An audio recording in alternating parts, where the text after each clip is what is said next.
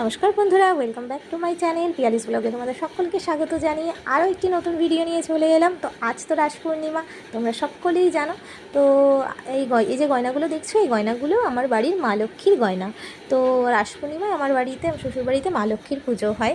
তো যিনি আর কি এই গয়নাগুলো গড়িয়েছেন, তো তাকে দিয়ে পালিশ করানো হয়। তো তার কিছু অসুস্থতার কারণে এই গয়নাগুলো তিনি পালিশ করতে পারেনি, বসেই কোনো রকম আর কি ভিনিগার, শ্যাম্পু ট্যাম্পু, লেবু রস টস দিয়ে পরিষ্কার করে ফেলেছি।